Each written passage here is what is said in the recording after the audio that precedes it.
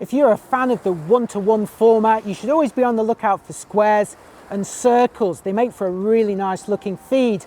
I'm at the seaside with a lot of famous sites, but what's really drawn my attention is this grill, which has both the square and a circle in it. I really love that shape. I want the sides to be absolutely square on my final post, so let's see what I can do.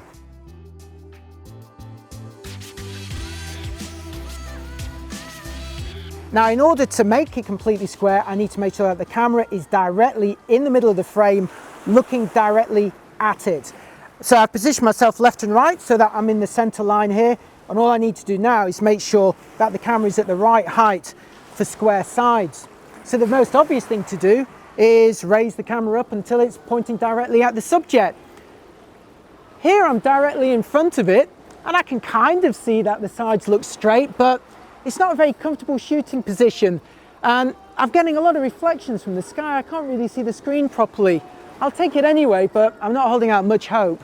If I bring the camera down to a more comfortable shooting position, and I'm positioning this in the middle of the picture, then I'm going to be pointing slightly upwards at it. And now I've got the sides leaning inwards. They're converging diagonally.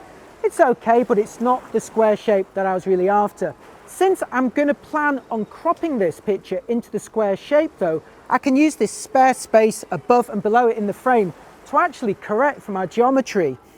When the subject is above you, as it is here, I can just angle the camera down a little bit until the actual subject is now at the top of the frame, and you'll notice that the lines on the sides have actually become parallel with the sides of the frame. It's become the square that I'm after.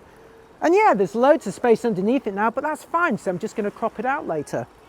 Here the trick is just to move it up and down, left and right very slightly until you get the geometry, the shape that you're after. In this shot I had the phone held high above my head. Now it's effectively shooting blind with all the reflections on it.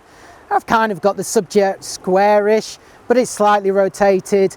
The lines are converging. It's less than ideal because I couldn't really see what I was doing. Here I'm shooting from a much more comfortable position so I could see the screen clearly, but in order to keep the subject in the middle of the frame, I've had to angle the phone upwards, and that has caused these converging lines. I haven't got that exact square shape that I was after. In this shot, I've angled the phone upwards a little in order to correct the geometry, the shape of this square, and I've now got it looking pretty parallel to the left and right sides and the top.